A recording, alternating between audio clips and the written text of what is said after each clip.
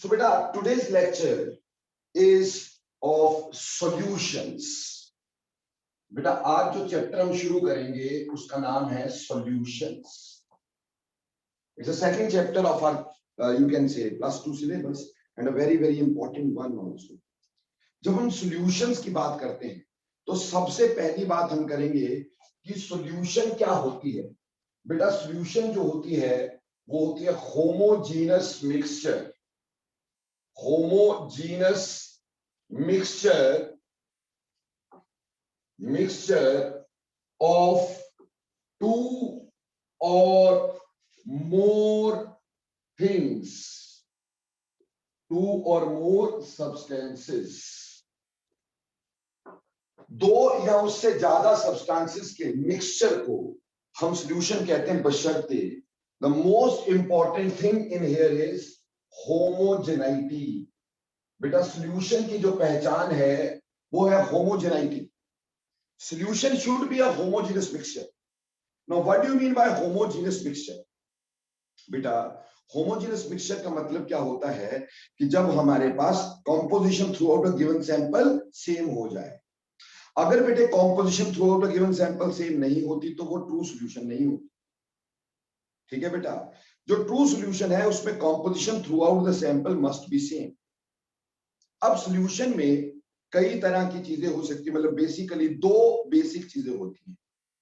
एक होता है solute और एक होता है solvent.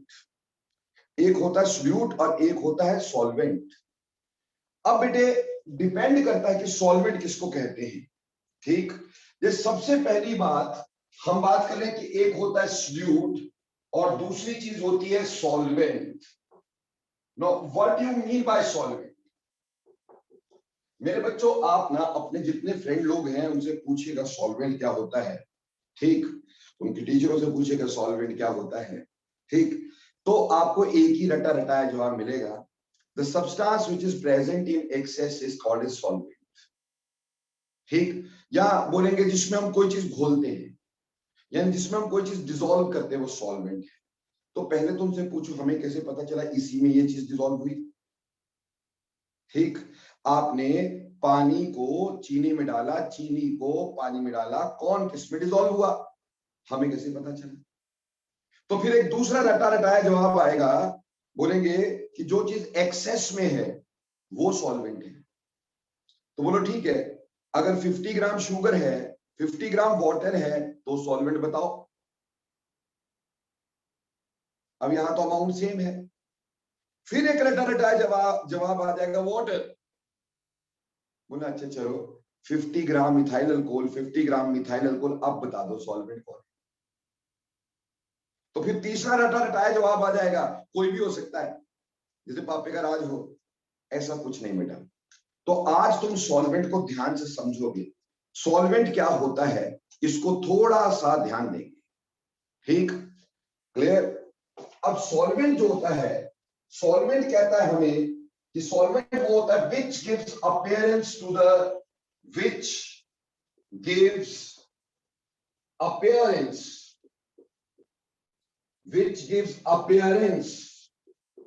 to the solution.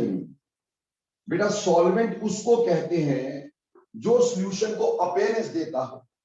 जिसकी तरह सॉल्यूशन की अपीयरेंस होती है बेटा उस चीज को हम सॉल्वेंट कहते हैं. The substance which gives appearance to the solution. अब कैसे पता चलेगा appearance? ठीक, यहाँ appearance तो देखने से समझ में आएगा. अब वो कॉपी पे लिख के दिया तो कैसे बताएंगे. तो बेटा इस पे 3 केस हम ध्यान रखेंगे.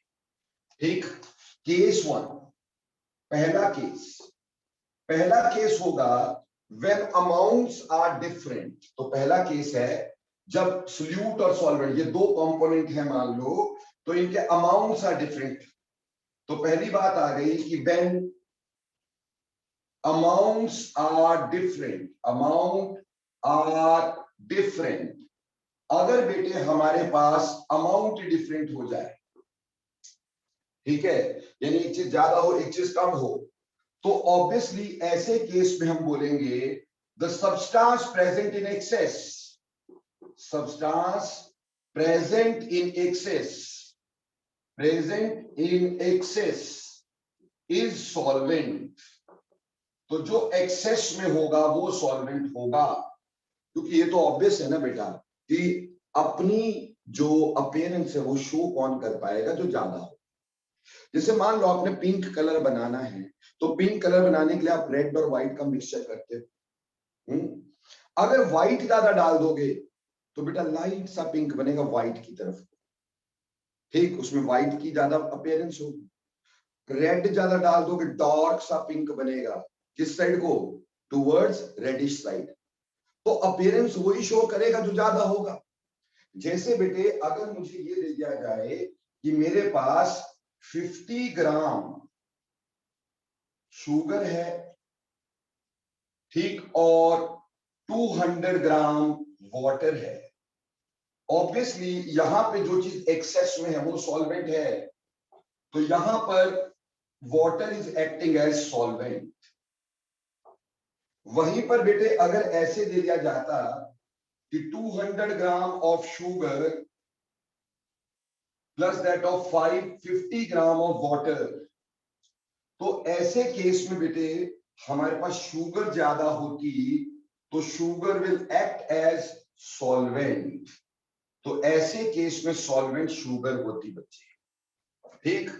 तो ये केस नंबर 1 हो गया जब अमाउंट्स डिफरेंट है। सर हमने यही तो बोला था कि जो चीज एक्सेस में, बेटा ये तो केस 1 की बात की है। अब मान लो हम केस 2 की बात करते हैं। केस 2 हम बोलेंगे when amount is same but appearance is different। क्या बोला, amount is same but physical state is different, physical state is different। Amount same है लेकिन सोल्यूट और सॉल्वेंट की फिजिकल स्टेट अलग अलग है। फिजिकल स्टेट मतलब सॉलिड लिक्विड गैस, वो अलग अलग है, ठीक है। Amount is same but physical state is different, so इसको केस 2 बोल देते हैं बेटा। जैसे फॉर एन एग्जांपल, अगर हम एग्जांपल लेते हैं, हमने इसमें क्या देखना है, इसमें हमें देखना है सॉल्यूशन की अपीयरेंस, ठीक। हम इसमें ध्यान रखेंगे appearance of solution, appearance of solution is, appearance of solution is as solvent, solution की appearance solvent की तरह होती है, appearance of solution is as solvent, ठीक। जैसे बेटे अब ध्यान देना प्लीज, मान लो आपने 50 ग्राम शुगर डाला और 50 ग्राम आपने वाटर डाल दिया। अब ऐसे केस में अगर ये सॉल्यूशन, ऐसे केस में अगर ये सॉल्यूशन हमें लिक्विड दिखाई दिया, अगर ये सॉल्यूशन हमें लिक्विड दिखाई दिया, लिक्विड दिखाई दिया, then water is solvent, water is solvent. और अगर ये सॉल्यूशन हमें सॉलिड दिखाई दिया तो हम बोलेंगे sugar is solution, sugar is solvent rather. यानी अगर अमाउंट सेम होता है लेकिन फिजिकल स्टेट अलग अलग होती है, तो जिसकी तरह का सॉल्यूशन दिखाई देता है वही सॉल्वेंट होता है। ये नहीं होता कि कहीं पे भी वाटर हो तो वो सॉल्वेंट ही होगा, इट इज नॉट नेसेसरी, ठीक है। यहां पे हो सकता है कि शुगर, सॉलिड शुगर सॉल्वेंट हो, ठीक। अगर हमारे पास देखने में सॉल्यूशन कैसा हो जाए, सॉलिड, तो हम सॉलिड कंपोनेंट को सॉल्वेंट मानेंगे, और देखने में लिक्विड हो जाए तो लिक्विड कंपोनेंट को सॉल्यूशन मानेंगे, सॉल्वेंट मानेंगे रादर। तो केस 2 हो गया। No case 3। अब केस 3 की बात करें, मान लो if amount is same as well as physical state is same. अगली बात है कि इफ अमाउंट इज सर एक बार सेम, केस 3 रिपीट कर, केस 2 रिपीट कर देता हूं। If amount is same but and physical state is also same, and physical state is also same, physical state is also same. ये तीसरा case है। तो पहले बच्चों को दूसरे केस में कोई प्रॉब्लम आई तो अपन डिस्कस कर देते हैं। देखो बेटा, सेकंड केस में मैं कह रहा हूं कि अपीयरेंस अलग अलग है तो जिसकी तरह सॉल्यूशन दिखाई देगा। अरे भैया, डेफिनेशन ही क्या है? Which gives appearance to the solution. अगर हमारे पास सॉलिड और लिक्विड को मिक्स किया और सॉल्यूशन लिक्विड दिखाई दिया तो हम लिक्विड को सॉल्वेंट मानेंगे, सॉलिड दिखाई दिया तो बेटा सॉलिड को सॉल्वेंट मानेंगे। सो कोई रट्टाफिकेशन नहीं करने का, सिर्फ कॉन्सेप्ट को समझ लेने का। बोलो क्लियर कि नहीं?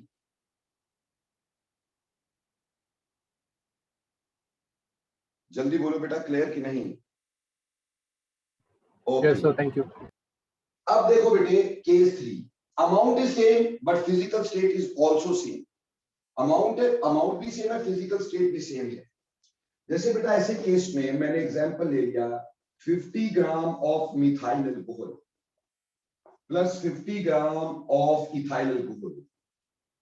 बेटे मैं गारंटी से बोलता हूं, आप ये किसी से भी पूछेगा, किसी से भी, आपको यही जवाब मिलेगा, इसमें कोई भी सॉल्वेंट हो सकता है ना पापे का राज थोड़ी है, कोई भी सॉल्वेंट हो सकता है। बेटा इसको केमिकली देखना पड़ता है। ठीक ऐसे केस में वी हैव टू से chemically the substance whose dielectric constant is more is solvent। इस केस में substance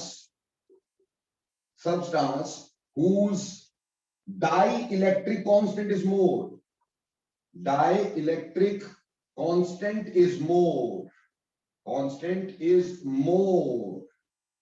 that is solvent, ऐसे केस में जिस सब्सटेंस का डाइलेक्ट्रिक कांस्टेंट ज्यादा होता है वो सॉल्वेंट होता है। सर अब ये डाइलेक्ट्रिक कांस्टेंट क्या होता है? बेटे अगर केमिस्ट्री के टर्म्स में मैं बोलूं तो बहुत सिंपल, वैसे तो फिजिक्स में तुम्हें करवाएंगे डाइलेक्ट्रिक कांस्टेंट, बट केमिस्ट्री के हिसाब से अगर मैं तुम्हें समझाने की कोशिश करूं तो dielectric constant is measure of penetration power between the ions.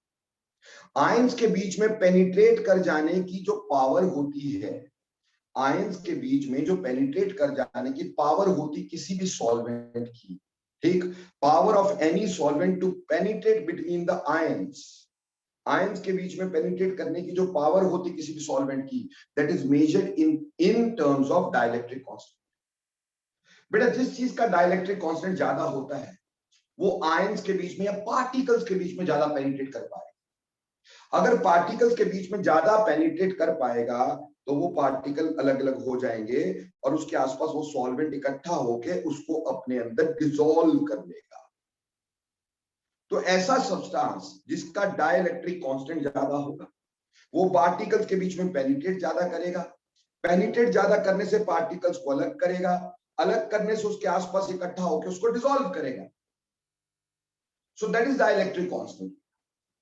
So dielectric constant is measure of power of penetration between the ions। बेटा जिस चीज की पोलैरिटी ज्यादा होती है उसका डाइलेक्ट्रिक कांस्टेंट ज्यादा होता है। Dielectric constant measure of polarity भी होता है कुछ हद तक, मेजर ऑफ रिपल्शन भी होता है कुछ हद तक। जहां रिपल्शन ज्यादा होती है वहां पे भी डाइलेक्ट्रिक कांस्टेंट ज्यादा होता है। क्या फिजिक्स में तो आपको फॉर्मूला सारा बताएंगे, आपको जानना नहीं है उसको, अभी केमिस्ट्री में नहीं जानना, आपको तो सिर्फ ये समझना है कि it is measure of penetration power between the ions. जिस चीज का डाइलेक्ट्रिक कांस्टेंट ज्यादा होगा वो ज्यादा पेनिट्रेट कर सकेगा और उसका सॉल्वेंट बनने का चांस उतना ज्यादा होता है। जैसे मिस सोनिका पाल, बेटे आपसे एक चीज पूछना चाहता हूं सोनिका जी, ठीक, you are a biology student, so I want to ask something. Sonika tell me, life किस चीज में ओरिजिनेट हुई? टेल मी।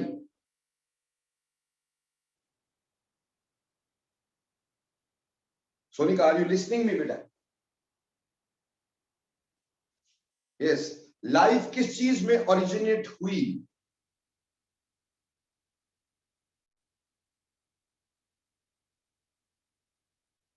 बेटा मैं ये नहीं पूछ रहा हूं कैसे हुई, मैं पूछ रहा हूं किस मीडियम में हुई।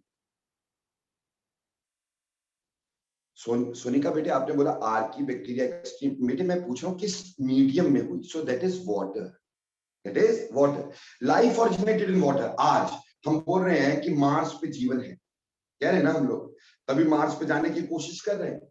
क्यों? हमें कैसे पता चलता है यहाँ पे जीवन है? हम ये क्यों नहीं बोलते सैटर्न में जीवन है? ठीक, हम ये क्यों नहीं बोलते हमारे साथ वाले ग्रह में जीवन है? ठीक, मरकरी में जीवन है, because of presence of water. Basically Mars में वाटर की प्रेजेंस देखी गई है, सोची गई है, समझी गई है। ठीक, तो इसलिए ये माना जा रहा है कि वहां लाइफ हो सकती है। अब मैं आपसे क्वेश्चन पूछता हूं कि why life originated in water, why not in ethyl alcohol? बेटा अगर लाइफ इथाइल कोल में ही ओरिजिनेट हुई थी कितनी मजेदार होती ना, सारी टल्ली, पढ़ने वाला टल्ली, पढ़ाने वाला टल्ली, है ना भाई? इथाइल कोल में उगी हुई लाइफ, बट ऐसा हुआ नहीं fortunately. Life originated in water. ठीक, why life originated in water? या वाटर ने ऐसे क्या पुण्य किए हैं कि आज हम उसको यूनिवर्सल सॉल्वेंट बोलते हैं। हम बोलते हैं water is a universal solvent. क्यों भाई? बेटा सिंपल लॉजिक समझना, वाटर का डाइलेक्ट्रिक कांस्टेंट बहुत हाई होता है। क्या है? वाटर का डाइलेक्ट्रिक कांस्टेंट बहुत हाई होता है, इसलिए it penetrates among almost number of ions, maximum ions. It penetrates between maximum ions, इसलिए मैक्सिमम आयंस के बीच में पेनिट्रेट करके आयंस को अलग कर देता है, उसके आसपास इकट्ठा होता है, जिसको बोलते हैं हाइड्रेशन, और जिसकी वजह से वो आयंस उसके अंदर डिसॉल्व पड़े रहते हैं, और ऐसे ये अपने अंदर डिसॉल्व करवा लेता है। तो वाटर का डाइलेक्ट्रिक कांस्टेंट ज्यादा था, इसलिए सब चीजें वाटर में आसानी से डिसॉल्व होती थी। इसलिए ओरिजिनल में, शुरुआत में life originated in water, because सारी चीजें उसमें डिसॉल्व हो सकती थी, तो उसमें रिएक्ट कर सकती थी, जिससे हमारा पहला सेल बना होगा, जिसको हम ईओ पॉइंट बोलते हैं। क्लियर? एनी हाउ, तो बेसिकली मैंने आपको 3 केस बताए सॉल्वेंट के। ठीक, पहला केस आपको बताया कि अगर अमाउंट अलग अलग होगा, अगर अमाउंट अलग अलग होगा तो जो ज्यादा है वो सॉल्वेंट है, ये बहुत सिंपल बात है। ठीक, दूसरी बात, अगर अमाउंट सेम हुआ तो जिसकी तरह सॉल्यूशन दिखाई देगा। ठीक, कभी ये नहीं बोल देना 50 gram sugar 50 gram water, water solvent है, नाक पर रख के दूंगा मैं। ठीक बेटा, ये डिपेंड करेगा, और सही बात बताओ, 50 ग्राम शुगर में 50 ग्राम वाटर डाल के देखना, आपको पता चलेगा वो सॉलिड ही रह जाएगा, तो उस समय शुगर सॉल्वेंट होगा। समझ में आई? बट हाँ, अगर लिक्विड बनता तो हम बोलते हैं वाटर सॉल्वेंट है, जिसकी तरह अपीयरेंस। और अगर अपीयरेंस भी सेम हुई, अमाउंट भी सेम हुआ, तो फिर हमें केमिस्ट्री की मदद लेनी पड़ेगी, फिजिक्स की मदद लेनी पड़ेगी, डाइलेक्ट्रिक कांस्टेंट जो है वो देखना पड़ेगा अपनी बुक से। एक्सपेरिमेंटली तो हम नहीं निकाल पाएंगे, ठीक, वो तो साइंटिस्ट निकाल पाएंगे। हम अपनी बुक से देखेंगे किस चीज का डाइलेक्ट्रिक कांस्टेंट ज्यादा है, वो सॉल्वेंट होगा। बट सर हमें कैसे पता चलेगा डाइलेक्ट्रिक कांस्टेंट?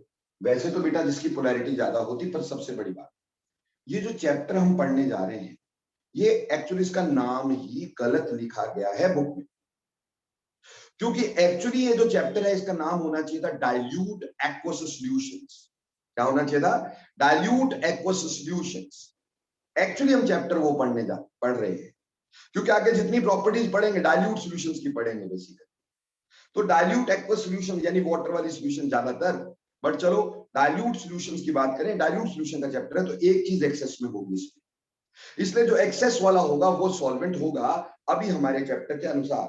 बट मैंने आपको ये आसानी से बता दिया है कि सॉल्वेंट देखें तो कैसे देखें। ठीक है जी, अब ये तो हो गया सॉल्वेंट क्या। अब सॉल्वेंट पता चल गया तो उसमें जो डिसॉल्व हुआ दैट इज सॉल्यूट। तो substance which dissolves in solvent, substance which dissolves in solvent, substance which dissolves in solvent is called as solute. Dissolves in solvent, that is called as solute. Okay जी, ठीक, तो ये तो हो गया बेटा हमारे पास सॉल्वेंट क्या होता है, सोल्यूट क्या होता है। नाउ अब हम बात करेंगे टाइप्स ऑफ सॉल्यूशन की, कि हमारे पास कितनी तरह की सॉल्यूशन होती हैं, हम कैसे कैसे उसको बांट सकते हैं, और क्या क्या चीजें इसमें हो सकती हैं। देखो बेटे, next is types of solution. अब हमने पढ़ लिया है कि सॉल्वेंट क्या और सोल्यूट क्या, अब हम बात करेंगे टाइप्स ऑफ सॉल्यूशन की। टाइप्स ऑफ सॉल्यूशन, देखो बेटा, सॉल्यूशन की टाइप हम कई तरीके से बांट सकते हैं।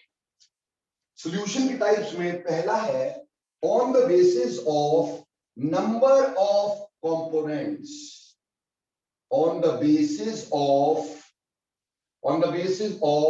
number of components, कितने कंपोनेंट से मिल करके कोई चीज बनी है, on the basis of number of components, ठीक, on the basis of number of components, ठीक, उसके हिसाब से हम ये देखेंगे कि क्या सॉल्यूशन कैसी है। जैसे बेटे हमारे पास सबसे पहले आएगी, अगर हमारे पास दो कंपोनेंट हो तो उनको बोलते हैं बाइनरी सॉल्यूशंस। बाइनरी सॉल्यूशन, दो कंपोनेंट बाइनरी सॉल्यूशन। तीन कंपोनेंट्स हो, ठीक, थ्री कंपोनेंट्स, तो बेटा थ्री कंपोनेंट्स को हम बोलेंगे ternary solutions, not tertiary, it is ternary solutions. अगर बेटे चार कंपोनेंट्स हो तो बेटा it is called as quaternary solutions, quaternary solutions. इसी तरह से पांच कंपोनेंट हो तो pentanary solutions and so on.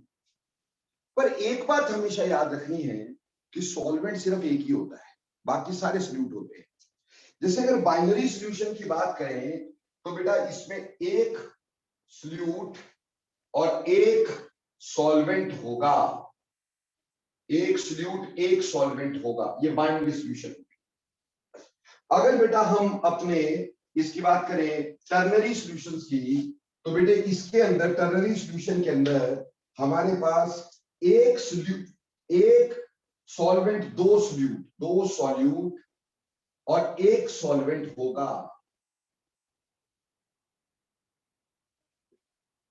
Similarly अगर चार कंपोनेंट हुए तो चार कंपोनेंट में बेटे हमारे पास तीन सॉल्यूट और एक सॉल्वेंट होता है, यानी बेटा सॉल्वेंट सिर्फ एक ही होता है, बाकी सारी चीजें क्या होती है, सॉल्यूट हुआ करती है, ठीक। तो ऐसे on the basis of number of components हम इजीली बांट सकते हैं, जिसको हम बोलते हैं, you can say binary, ternary, quaternary, pentanary solutions. उम्मीद करता हूं तो समझ में आ ही गया हो, ठीक। नाउ अगली बात है, दूसरी बात हम बांटेंगे on the basis of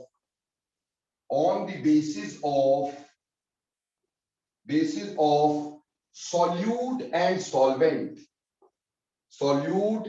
solvent, अब हम solute और solvent के हिसाब से इसको बांटना चाहते हैं on the basis of solute and solvent।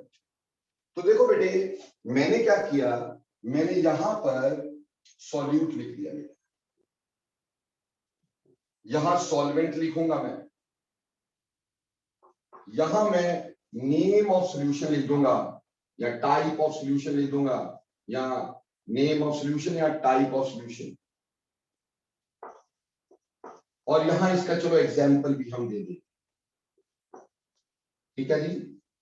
देखो बेटा सॉल्यूट के नीचे सबसे पहले लिख दो solid, liquid, gas, solid, liquid, gas, solid, liquid, gas, ऐसे solid liquid gas, solid liquid gas, solid liquid gas तीन बार लिख दो, और सॉल्वेंट के आगे पहले तीन बार सॉलिड, सॉलिड, सॉलिड, सॉलिड, फिर तीन बार लिक्विड, लिक्विड, लिक्विड, लिक्विड, फिर तीन बार गैस, गैस, गैस, गैस, ऐसे सॉल्वेंट के आगे लिख देना है, ठीक है जी।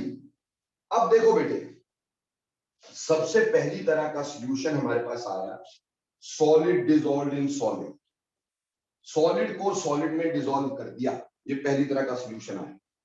जैसे एग्जांपल हो गया अलॉयज, अलॉयज या 22 कैरेट गोल्ड, ठीक, एटसेट्रा। अब देखो बेटे जो प्योर गोल्ड होता है ना वो 24 कैरेट का होता है, बट बेटा हम जो बाजार में गहने बनवाते हैं वो 24 कैरेट के नहीं बनवा सकते, क्योंकि जो 24 कैरेट का गोल्ड होता है ना बेटा उसकी मैलेबिलिटी नहीं होती, ठीक, या टेंसाइल स्ट्रेंथ नहीं होती, वो आसानी से टूट जाता है बेटा, वो आसानी से टूट जाता है। इसलिए हम कभी भी 22 कैरेट के गहने नहीं बनवाते, हम 24 कैरेट प्योर गोल्ड के गहने नहीं बनवाते। उसमें हम क्या करते हैं, 2 कैरेट इंप्योरिटी डालते हैं, ईदर कॉपर और सिल्वर। हम कॉपर या सिल्वर डालते हैं टू एनहांस द मेलिबिलिटी और to enhance the tensile strength. Tensile strength को बढ़ाने के लिए, मेलिबिलिटी को बढ़ाने के लिए हम उसमें कॉपर या गोल्ड जैसी चीजें डालते हैं। पर मान लो अगर वो होमोजीनस ना हो तो, ठीक, अगर वो सोल्यूशन ना होती, सोल्यूशन का मतलब है होमोजीनस, अगर वो होमोजीनस नहीं होता, इवनली मिक्स नहीं होता, तो किसी किसी को तो सिर्फ गोल्ड गोल्ड मिलता और किसी किसी को कॉपर कॉपर मिलता। भैया जिसको गोल्ड गोल्ड मिलता वो भी सुनहरे को बहुत मारता, क्यों? उसकी अंगूठी टूट जाती भाई, उसके गहने टूट जाते। और जिसको कॉपर कॉपर मिलता वो तो छोड़ता ही नहीं ना, जिसको गोल्ड की रेट पे कॉपर दे दिया। तो basically it should be homogeneously mixed. So 22 carat gold में 2 कैरेट हमारे पास क्या डाला जाता है, सिल्वर और copper, to enhance the tensile strength and it is homogeneously mixed, hence it is a solution. Alloys होते हैं ब्रास, ब्रॉन्ज, ये सब अलॉयज जो हैं इसमें इवन मिक्सिंग होती है सारी जगह, सो एक होमोजीनियस होते हैं। तो सॉलिड को सॉलिड में डिसॉल्व किया, ये पहली तरह का हमारे पास सॉल्यूशन हुआ, solid into solid type of solution. जैसे एग्जांपल मैंने दिया आपको अलॉयज, एग्जांपल दिया 22 कैरेट गोल्ड एटसेट्रा। दूसरा हो गया लिक्विड डिसॉल्व्ड इन सॉलिड। अगला एग्जांपल हो गया liquid dissolved in solid. Liquid को सॉलिड में डिसॉल्व करना है। जैसे बेटा हाइड्रेटेड सॉल्ट्स, हाइड्रेटेड सॉल्ट्स, ठीक, मतलब CuSO4 इंटू 5 वाटर मॉलिक्यूल, ठीक है जी, हाइड्रेटेड सॉल्ट्स। अब देखो बेटा CuSO4 इंटू 7 वाटर मॉलिक्यूल्स को ब्लू विट्रॉल बोलते हैं, हिंदी में नीला थोथा बोलते हैं, नीला थोथा, है ना। ये ब्लू विट्रॉल, हिंदुस्तान में जितनी सुसाइड होती है ना बेटा, उसमें 70% यही खा करके होती है। ठीक, बोलो सर कैसी किस चीजें पढ़ा रहे हो, ऐसे बता रहा हूँ यार, इट्स जस्ट जनरल नॉलेज। तो इसमें क्या है कि हमारे पास ये सॉलिड दिखता है, कॉपर सल्फेट के क्रिस्टल सॉलिड होते हैं, ब्लू कलर के क्रिस्टल होते हैं सॉलिड क्रिस्टल, और कॉपर सल्फेट सॉलिड होता है, वाटर लिक्विड होता है। तो भैया अगर सॉलिड बना है सॉल्यूशन तो सॉलिड ही हमारा सॉल्वेंट होगा, इसलिए कॉपर सल्फेट सॉल्वेंट और वाटर यहाँ पे सॉल्यूट की तरह है, तो इसमें लिक्विड डिसॉल्व्ड इन सॉलिड। तो ऐसे हाइड्रेटेड सॉल्ट जितने भी होते हैं बेटा, they all are called as to be liquid in solid type of solutions. इस तरह से गैस इन सॉलिड, बेटा gas in solid, gas in solid type, जैसे कि कई सारे मिनरल्स, बेटा मिनरल्स में जनरली गैसेस डिसॉल्व होती हैं, कई सारे मिनरल्स होते हैं जिसमें गैसेस डिसॉल्व होती हैं भाई। तो मिनरल्स आर द एग्जांपल जिसमें gases are dissolved in solids. Clear? जैसे बेटे वैसे तो ये इवनली बोलना सही नहीं है, बट फिर भी एक ना रबड़ फॉर्म होता है, समझाने के लिए बता रहा हूं, एक रबड़ फॉर्म होता है। तुमने घर पे एसी लगवाए होंगे, एसी स्प्लिट एसी जब लगता है तो उसकी जो पाइप जाती है उसके ऊपर एक ब्लैक कलर की ऊपर चढ़ाई जाती है इंसुलेशन, ब्लैक कलर की रबड़ से चढ़ाई जाती है। वो जो ब्लैक कलर की रबड़ होती है उसको अगर ऐसे दबाओ ना तो सारी दब जाती है, छोड़ो एकदम से पटक खुल जाती है। तो क्या है, उसके अंदर सॉलिड के अंदर गैस है, तो जब उसको दबाते हैं तो गैस सारी बाहर निकल जाती है, दब जाता भाई। जैसे खोलते गैस अंदर आती फिर से खुल जाता भाई। समझ में आई मेरी बात? So that sort of solution is also called, अगर वो होमोजेनस है, so that sort of solution can be called as gas in solid, gas in solid. ठीक है जी, क्लियर? अब अगली बात करते हैं, मिनरल्स हो गया। अब देखो बेटे इसमें क्या है, जिसमें सॉल्वेंट सॉलिड होता है, जिसमें सॉल्वेंट सॉलिड होता है उन सबको हम सॉलिड सॉल्यूशंस बोलते हैं, वो सॉलिड सॉल्यूशंस होती है। तो ये 3 तरह की सॉलिड सॉल्यूशंस होती हैं, solid in solid, liquid in solid, gas in solid. Example आपके सामने। नाउ नेक्स्ट आ गया बेटा, नेक्स्ट सॉलिड इन लिक्विड। अरे सबसे कॉमन टाइप सॉल्यूशन यही तो होती है, ठीक, सॉलिड को लिक्विड में डिसॉल्व किया, जैसे शुगर सॉल्यूशन, शुगर सॉल्यूशन, बेटा सॉल्ट सॉल्यूशन, एटसेट्रा एटसेट्रा। सबसे कॉमन टाइप सॉल्यूशन यही तो होती हैं, जिसमें हम सॉलिड को लिक्विड में डिसॉल्व करते हैं। हमारे को आज से पहले तो यही दिमाग में रहता था, यही सॉल्यूशन है कि जब सॉलिड को डिसॉल्व किया, चलो जी ये सॉल्यूशन बन गया, बाकी सॉल्यूशन नहीं है। पर अब हमें समझ में आ रहा है नहीं, सॉल्यूशन कई तरह के होते हैं। ठीक, अगला आ गया liquid in liquid. Liquid in liquid, जैसे कि पटियाला बैग है भाई, अरे मेरी तरफ मत देखो गंदी नजरों से, मैं इन चीजों से दूर हूं। ठीक, ethyl alcohol and water, ethyl alcohol and water, ethyl alcohol methyl alcohol. ठीक, स्पिरिट, ये सब के सब क्या होते हैं हमारे पास, liquid in liquid type of solutions. ठीक, फिर आता है gas in liquid type of solution. Gas in liquid जैसे कि पेप्सी, ठीक है,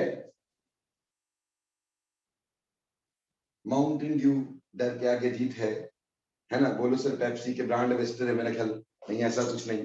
Coca Cola, any aerated drink, वो क्या है, gas in liquid type of solution. तो जिसमें सॉल्वेंट बेटे लिक्विड होता है उनको हम जनरली हाइड्रोसोल्स बोल देते हैं, हाइड्रोसोल्स बोल देते हैं। और अगर सॉल्वेंट वाटर होता है, ठीक, तो उनको एक्वोसोल बोलते हैं, एक्वोसोल्स। ठीक, अगर सॉल्वेंट वाटर हुआ, अदरवाइज उसको हाइड्रोसोल बोल सकते हैं, लिक्विड सॉल्यूशन। ठीक है जी, अब आ जाए आगे, solid in gas. Solid in gas, solid को डिसॉल्व किया गैस में। ठीक, solid in gas, solid in gas की बात करें तो जैसे स्मोक हो गया, जैसे कि डस्ट स्टॉर्म हो गया। ठीक है जी, इसमें सॉलिड जो है, जो स्मोक है, धुआं, उसमें बेटे काले काले पार्टिकल देखते हो ना, दैट इज अनबर्न्ड कार्बन। और वो अनबर्न्ड कार्बन जो है, ठीक, वो बेटा कोई चीज ना समझ में आए माइक ऑन करके पूछिए। ठीक, वैसे भी मैंने बोला बीच में चैट कभी नहीं लिखनी, जब आपसे पूछता हूं तब आपने चैट लिखनी है, बीच में मैं चैट नहीं पढ़ता हूं भाई, फिर आप बोलोगे सर पढ़ते नहीं है। ठीक, बीच में चैट नहीं पढ़ता हूं मैं, जब आपसे पूछूंगा तो आप मेरे को बताएंगे सर ये नहीं समझ में आया। ठीक, तो देखो बेटे, हम बात कर रहे हैं सॉलिड इन गैस, तो जैसे स्मोक हो गया, ठीक, या डस्ट स्टॉर्म हो गया। अब इसमें solid particle are suspended in the gas, बिखरे पड़े हैं, और होमोजीनियसली अगर हुए तो वो सॉल्यूशन होते। तो बेटा हमारे पास solid in gas type solution, smoke या डस्ट स्टॉर्म बोल रहे हैं। ठीक है, उसी तरह से liquid is dissolved in gas. बेटा लिक्विड डिसॉल्व्ड इन गैस जैसे कि humidity, water vapours in air, humidity या water vapours in air, so वो हमारे पास liquid in gas type of solution हो गए। लास्ट में gas in gas type solution, gas को गैस में डिसॉल्व कर रहे हैं भाई, जैसे एग्जांपल हो गया air, air is a common example of gas in gas type solution. अब बेटे जिन चीजों में सॉल्वेंट गैस होता है उनको हम एरोसोल्स बोल देते हैं, aerosols. So according to NCERT, we have 3 solid solutions: solid in solid, liquid in solid, gas in solid. We have 3 hydrosols: solid in liquid, liquid in liquid, gas in liquid. 3 aerosols: solid in gas, liquid in gas, gas in gas. ठीक, but मैंने कहा according to NCERT, पर मैंने क्या कहा, according to NCERT. बेटे देखो, ये हमेशा ध्यान में रखना कि ये जो दो हैं, सॉलिड इन गैस और liquid in gas, they are never true solutions, never true solutions. ये टू सॉल्यूशन होती ही नहीं, क्योंकि solid in gas can never be homogeneous, solid in gas can never be homogeneous. देखो अगर धुआं देखते हो सारी जगह से बराबर काला होता है क्या, कहीं ज्यादा काला कहीं कम काला, मतलब कहीं कार्बन पार्टिकल ज्यादा कहीं कार्बन पार्टिकल कम होते हैं। So carbon particles are not evenly distributed, कहीं कम कहीं ज्यादा। तो बेटे वो कभी भी ट्रू सॉल्यूशन नहीं होते। तो हमारे पास gas in gas the only aerosol is a true solution. तो बेसिकली 7 तरह की ट्रू सॉल्यूशन होती, जबकि एनसीईआरटी 9 तरह की बोलती है। बेटा सॉलिड इन गैस कभी होमोजीनस नहीं हो सकती, लिक्विड इन गैस कभी होमोजीनस नहीं हो सकती। और मैंने इसीलिए डेफिनेशन ही नहीं मिटाई अभी तक कि हमारे पास सॉल्यूशन की जो मेन चीज है वो है होमोजेनाइटी। तो जब तक कोई चीज होमोजीनस नहीं है तब तक वो सॉल्यूशन नहीं है।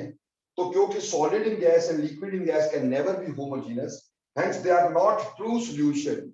बट एनसीईआरटी इसको सॉल्यूशन का पार्ट लेके चल रही है, तो मैंने आपको बता दिया। Otherwise there are 7 type of solutions. Now you can tell me your problems. Yes sir, smoke नहीं हो सकता गैस, गैस में नहीं। अनिल जी स्मोक बिल्कुल नहीं हो सकता यार, स्मोक बिल्कुल नहीं हो सकता क्योंकि उसमें लिक्विड होता है। गैस इन गैस कैसे होगा? स्मोक होता है स्मोक प्लस फॉग, और फॉग के अंदर होते हैं लिक्विड। ठीक। शेविंग फोम किसका एग्जांपल है नवदीप भैया जी? कोलाइडल। Excuse me, sir. हाँ जी।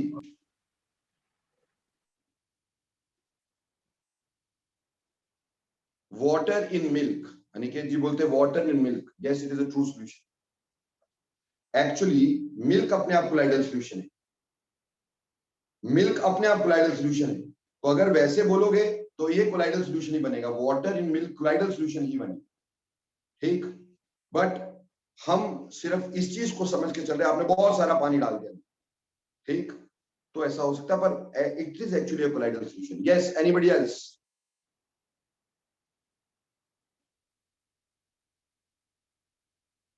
डन। तो ये हमारे पास था बेटा type of solutions on the basis of solute and solvent. ये types on the basis of solute and solvent है। अब तीसरे तरीके से हम बांटेंगे इस टाइप को। ये हमने 2 तरह से बांट दिया है। अब आएगा third classification of solutions. Third type of classification of solutions.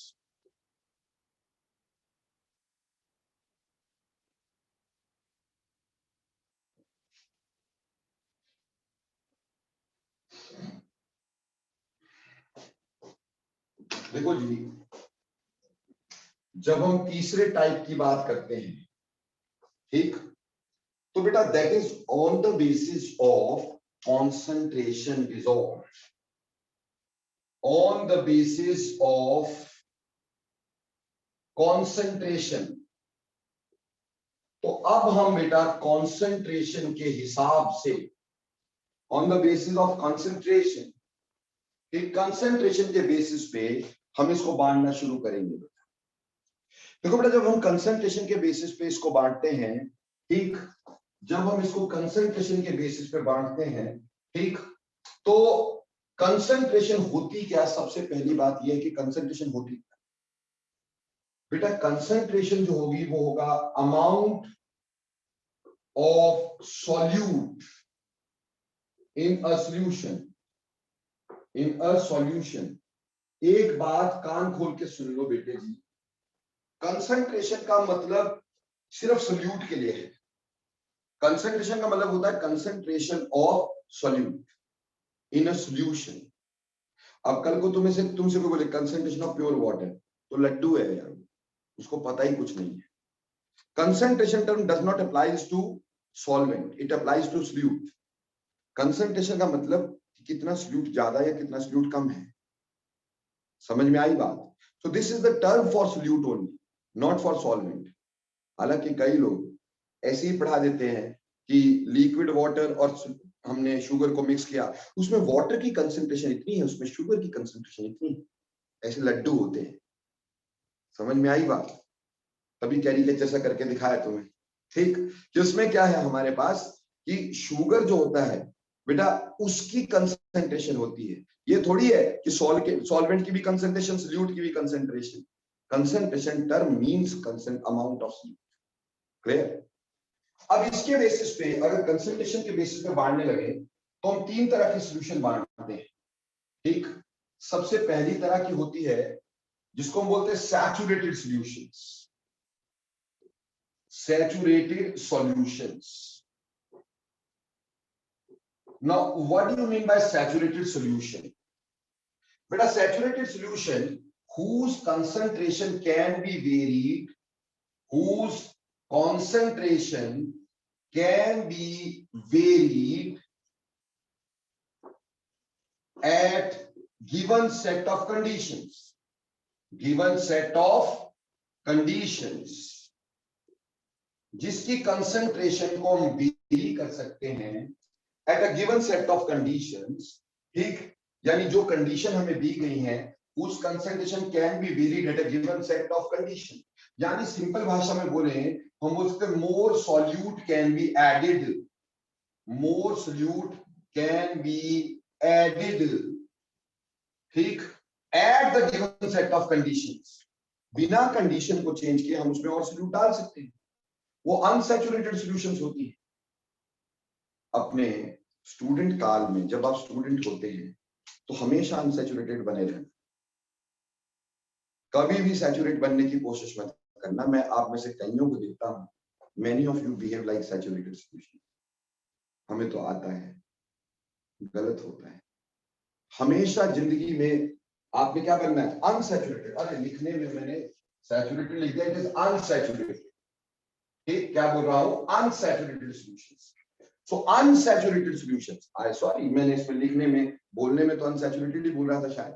तो अनसैचुरेटेड सॉल्यूशंस बने रहना हमेशा जिंदगी में, ठीक, कि मोर एंड मोर चीजें अंदर जा सके, ज्यादा से ज्यादा सीख सको। तो बेटा अनसैचुरेटेड सॉल्यूशन कौन सी होती है, whose concentration can be varied at a given set of condition, जिसमें more solute can be added। जैसे मेरे बच्चे, आपने गिलास दिया, गिलास में क्या डाला, शुगर, 1 चम्मच डाला, घुल गया, बात नहीं मानी, 2 डाल दिया और घुल गया, अरे भैया तीसरा भी डाल दो तब भी घुल जाएगा, ऐसे घुलते चले जाएगा। तो वो हमारे पास क्या होगा, अनसैचुरेटेड सॉल्यूशन। तो अनसैचुरेटेड सॉल्यूशन जिसमें हम ज्यादा सॉल्यूट को ऐड कर सकते हैं, ठीक है जी, ज्यादा कुछ नहीं इसके बारे में। अब चलते हैं आगे।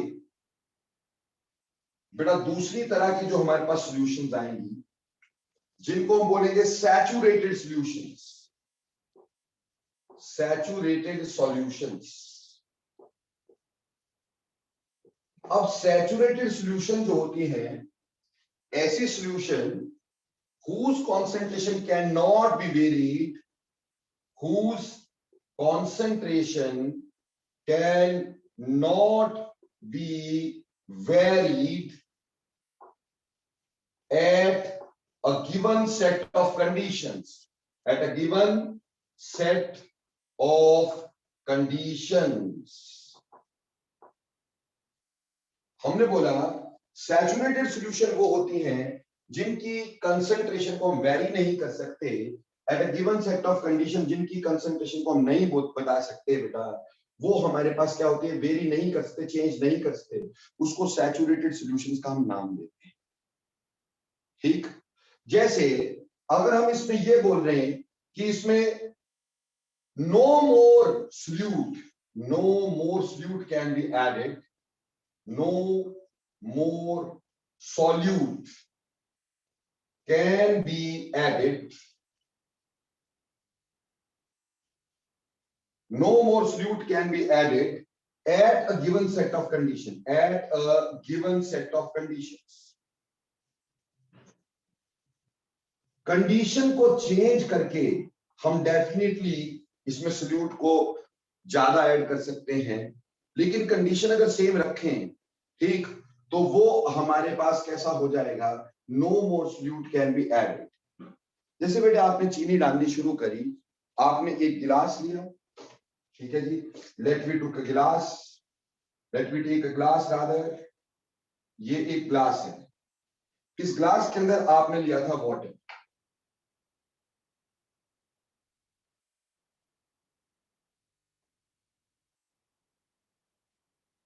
ठीक है जी। अब आप इसमें डाल रहे हैं sugar, you are adding sugar to it, और शुगर घुलती चली जा रही है। पर एक टाइम ऐसा आएगा जब हमें यहां पे कुछ शुगर के क्रिस्टल दिखने शुरू हो जाएंगे,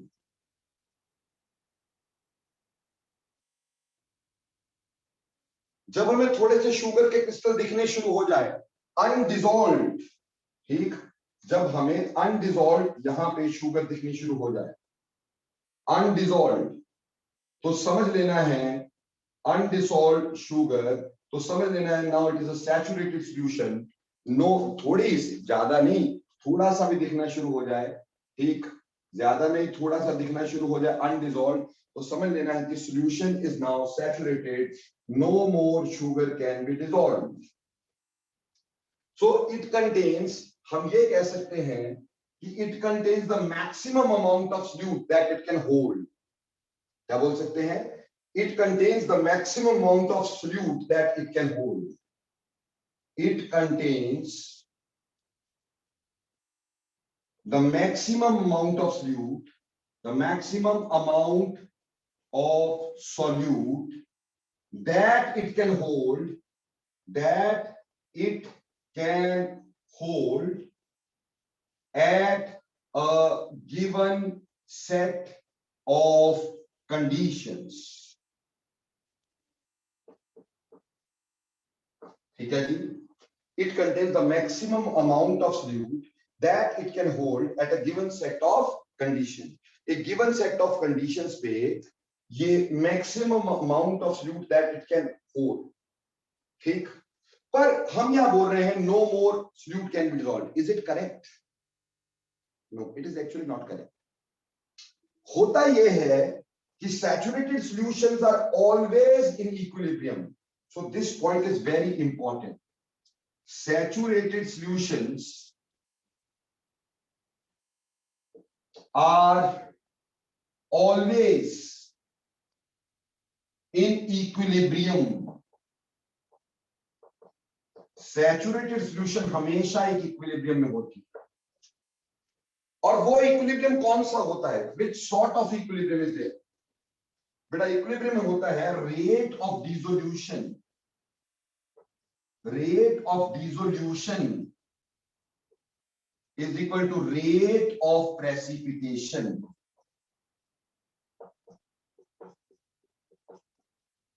इस तरह का इक्विलिब्रियम इसमें होता है। Rate of dissolution is equal to rate of precipitation, ये दोनों बराबर होते हैं। तो जितना, ऐसा नहीं है कि हम जो शुगर डाल रहे हैं वो डिसॉल्व नहीं हो रही, वो डिसॉल्व हो रही है, लेकिन जितनी वो डिसॉल्व हो रही है उतनी शुगर क्या होती जा रही है? प्रेसिपिटेट होती जा रही है। तो हमें लग रहा है डिसॉल्व भी नहीं हो रही, पर हमें पता कैसे चलाना है कि ऐसा होता है? हमें इसको प्रूव करना है कि ऐसा ही होता है यार। तो हम क्या करेंगे, हम एक सैचुरेटेड सॉल्यूशन ले लेंगे। हमें कैसे पता चलेगा सैचुरेटेड है? जब अनडिसॉल्व्ड इसमें पार्टिकल होंगे, समझ जाएंगे सैचुरेटेड। अब हमने नॉर्मल शुगर से इस सॉल्यूशन को सैचुरेट कर दिया है, नॉर्मल शुगर से इस सॉल्यूशन को सैचुरेट कर दिया है। नाउ आफ्टर दिस हमने क्या किया, जब ये सैचुरेट हो गया, इसमें हमने और शुगर डालनी शुरू करी। जब ये सैचुरेट हो गया, हमने इसमें और शुगर डालने की कोशिश करी। सैचुरेटेड से हमें समझ में आ रहा था यहां पे अनडिसॉल्व्ड शुगर पड़ी हुई थी। अब इसमें और शुगर डालने की कोशिश की, लेकिन अब की बार हमने डाली radio active sugar. Radio active sugar हमने ये डालनी शुरू कर दी थी। अब रेडियो एक्टिव शुगर जब हमने इसमें डालनी शुरू करी, तो अगर हमारे द्वारा डाली गई शुगर डिसॉल्व नहीं हो रही है, तो बेटा यहां शुगर इकट्ठी कौन सी होनी चाहिए थी? Radio active. पर हम क्या पाते हैं कि यहां और इकट्ठी होती जा रही है नॉर्मल शुगर। नॉर्मल शुगर इकट्ठी होती जा रही है, और जो रेडियो एक्टिव शुगर है वो सॉल्यूशन में है।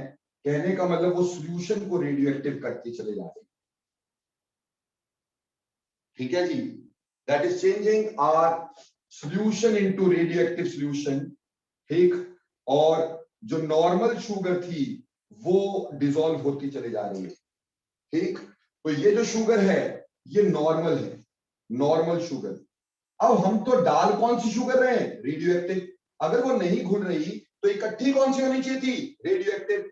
लेकिन हुआ क्या, हुआ कि नॉर्मल शुगर इकट्ठी हो रही है, इसका मतलब रेडियो एक्टिव शुगर जो है वो डिसॉल्व होती जा रही है और नॉर्मल शुगर इकट्ठी होती चली जा रही है।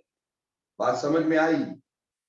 इसका मतलब जो शुगर हम डाल रहे हैं वो डिसॉल्व हो रही है, बट उतने ही रेट से जो पहले शुगर पड़ी थी वो प्रेसिपिटेट होती जा रही है। तो rate of dissolution is equal to rate of precipitation. इस तरह का equilibrium is there between these solution, तो तब वो सैचुरेटेड होती है जिसमें no more sugar can be dissolved. जिंदगी में कभी भी सैचुरेटेड सॉल्यूशन नहीं बनना, it will be end of your life, कभी बड़े नहीं बनोगे। मुझे पढ़ाते हुए ऑलमोस्ट 25 इयर्स हो गए मेरे दोस्त, आज भी मैं तुम जैसे बच्चों से सीखता हूं। ठीक, तुम्हारे में से कई बच्चे मेरे को सिखाते हैं, तरह तरह की चीजें बताते हैं।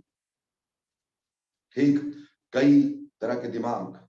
कई लोग बोलते हैं कि सर हमें ना बड़ी क्लास में नहीं पढ़ना, हमें 10-12 बच्चों क्लास में पढ़ना होता है। ठीक, या हमें सर आपकी क्लास तो 50 की क्लास है सर। कोई बोलता है मेरी 500 की क्लास भी है ऑनलाइन की, तो आप सर आपकी तो 500 की क्लास है जी, उसमें किसे पढ़े? अरे बेवकूफो, जितने नंबर ऑफ स्टूडेंट ज्यादा होते हैं ना, उतने दिमाग ज्यादा होते हैं वर्क करने वाले, जिससे और के डाउट से हम बहुत कुछ सीखते हैं। जो चीजें हमें नहीं आती किसी और को तो आती है ना, तो उससे क्या होता है कि you know number of more things. इसलिए हमेशा ग्रुप डिस्कशंस होनी चाहिए। ठीक, discussions must always be group discussions. Individual discussion से कोई फायदा ही नहीं होता है, वो आपके गिने चुने डाउट का आंसर दे दिया, बात खत्म। ठीक, होना चाहिए ग्रुप डिस्कशन, 10 लोगों का ब्रेन चलता है उसमें। ठीक, चलिए एनी हाउ, तो become always become unsaturated solutions, नया नया सीखने की कोशिश करते रहो। अब तीसरी तरह की बात हम करते हैं। हमने 2 तरह की सॉल्यूशंस पढ़ लिए। Now solution number 3, super saturated solutions. कई तो बहुत महान ही होते हैं, उनको बोलो कुछ, उनके मुंह से निकलता कुछ, एक बार बोलो एकदम से निकलना शुरू, है ना? Super saturated solutions. Super saturated solutions का मतलब क्या होता है बेटा? बेटा सुपर सैचुरेटेड सॉल्यूशन जो होते हैं, who the solution which contain more amount of solute than they can hold. ठीक, solutions which contains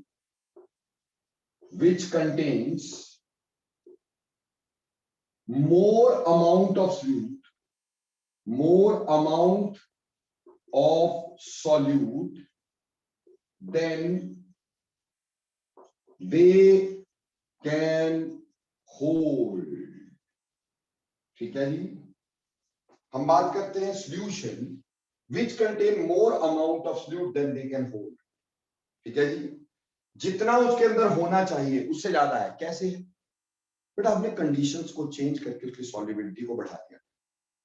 जैसे हलवाई जो चाशनी बनाता है नॉर्मल टेम्परेचर पे नहीं बन सकती है। अगर आप नॉर्मली शुगर डिसॉल्व करते रहो तो कभी नहीं बनेगी। वो होता है हलवाई उसको पहले हीट करता है, तो more and more sugar is dissolve, more and more sugar is dissolve, फिर धीरे धीरे ठंडा करता है। तो जिस टेम्परेचर पे जितनी शुगर डिसॉल्व होनी चाहिए थी उससे ज्यादा शुगर उसके अंदर डिसॉल्व रह जाती है and it becomes a super saturated solution. ठीक है, ये जरूरी नहीं कि हमेशा हीट करके ही सॉल्युबिलिटी बढ़ती है, नहीं, वो आगे क्लियर करेंगे अपन। कई बार क्या होता है कि सॉल्युबिलिटी जो है वो हीट करने से कम भी हो जाती है, कई बार सॉल्युबिलिटी हीट करने से कम हो जाती, कई बार सॉल्युबिलिटी हीट करने से बढ़ जाती है। समझ में आई बात? सो किसी भी तरह से हमने हीट करा या हीट नहीं किया या हीट कम किया, इन सब को मिला के कई बार ये हमारे पास ऐसा हो जाता है बेटा कि हमारी सॉल्यूशन जो होती है, हम ये कह लें कई बार ऐसा होता है कि उसकी सॉल्युबिलिटी टेम्परेचर्स को चेंज करके हम चेंज कर सकते हैं, फिर उसको नॉर्मल टेम्परेचर तक लाते हैं, उतना ही सॉल्यूट उसमें डिसॉल्व रहता है, वो सुपर सैचुरेटेड सॉल्यूशन बन जाता है। जैसे हलवाई की चाशनी is one of the example of a super saturated solution. Now, super saturated solutions, very important. ये ध्यान देना, super saturated solutions are metastable. Metastable, this is very important. जो सुपर सैचुरेटेड सॉल्यूशंस होती हैं बेटा, वो मेटास्टेबल हुआ करती है. Now what do you mean by metastable? Metastable यानी they are not very stable. If you add something to it, if you do something to it, its concentration will at once change. It will vomit excess of solute out. आप उसका कोई भी, यानी एक आपने super saturated solution बना दी, उसका कोई छेड़छाड़ करोगे ना बेटा, किसी तरह का छेड़छाड़ करोगे तो एक्सेस ऑफ सॉल्यूट एकदम से प्रेसिपिटेट आउट हो सकता है. So that is why they are called as metastable solutions. They are stable at a certain conditions, and if you do any sort of, you can say, disturbance to that, its equilibrium may be disturbed and excess of solute may be vomited out. जैसे बेटे एक simple example बताता हूं तुम्हें. देखो हमारे हिंदुस्तान में सबसे ज्यादा चलती गोल्ड ज्वेलरी. आप देखोगे अपने मामा पापा को, ठीक, गोल्ड की रिंग, गोल्ड की चेन है ना, गोल्ड के टॉपर्स, ठीक, सब कुछ गोल्ड का पहना हुआ. वो हिंदुस्तान में गोल्ड ज्वेलरी बहुत चलती है बेटा, ठीक, लेकिन वेस्टर्न कंट्रीज में गोल्ड ज्वेलरी नहीं चलती बेटा. वेस्टर्न कंट्रीज में हम ज्यादातर लोग जो है पर्ल ज्वेलरी को ज्यादा तवज्जो देते हैं. पर्ल्स की ज्वेलरी ज्यादा चलती है वेस्टर्न कंट्रीज में, ठीक है. अब जो पर्ल्स होते हैं ना बेटा, पर्ल्स मिलते हैं सीप से, ऑयस्टर से, ठीक. एक बात बताओ बेटा, जितने पर्ल्स डेली इंटरनेशनल मार्केट में यू कैन से चलते हैं, क्या उतने समुद्रों में सीप भी होते होंगे? नहीं ना. तो उसको किसी न किसी तरह से बनाते होंगे.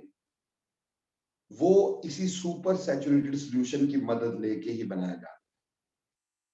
आर्टिफिशियल मोती ऐसे बनाए जाते हैं जो देखने में बिल्कुल बिल्कुल प्योर लगते हैं, हमें पता ही नहीं होता प्योर है कि नहीं, हमें उल्लू बना के बेच दिया जाता है, ठीक.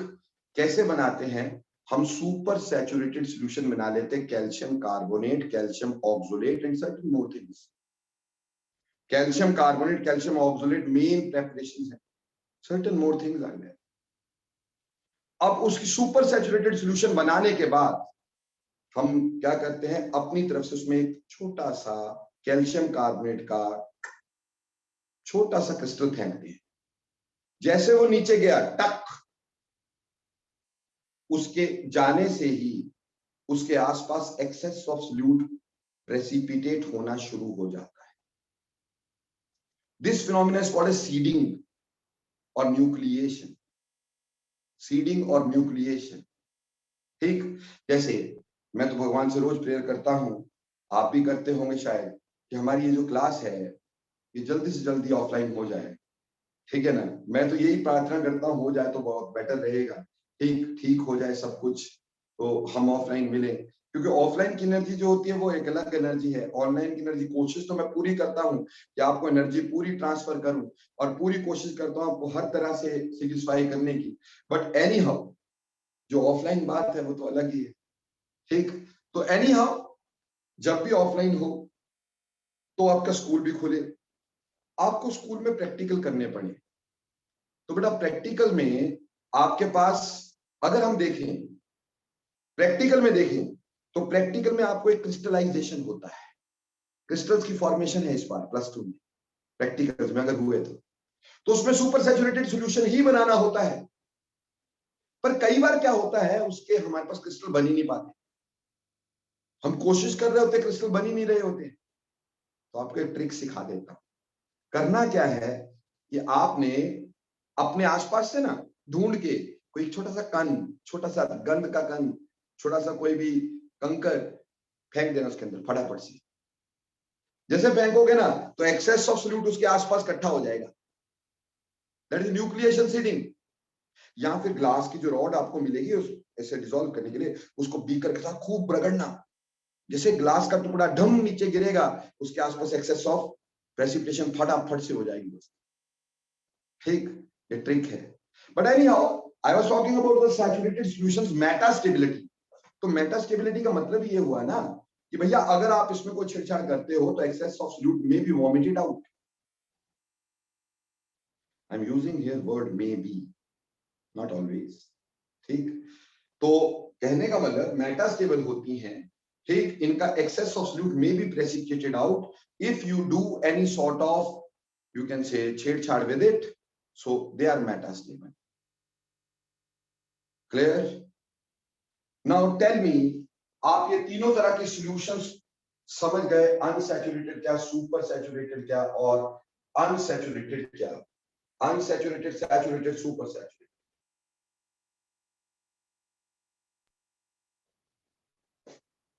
ओके, अब बेटे ये हमने पढ़ा आज सारा कि सॉल्यूशन क्या होती है, सॉल्यूशन के अंदर सॉल्यूट क्या होता है, सॉल्वेंट क्या होता है, कैसे सॉल्वेंट देखा जाता है, कितनी तरह के सॉल्यूशंस हैं, ये हमने अभी पढ़ लिया है। देखो बेटे, नेक्स्ट टॉपिक जो हमारे पास आता है वो आता है सॉल्युबिलिटी। क्या आता है? सॉल्युबिलिटी ऑफ सब्सटेंस, किसी भी सब्सटेंस की सॉल्युबिलिटी। ठीक है जी, तो चलिए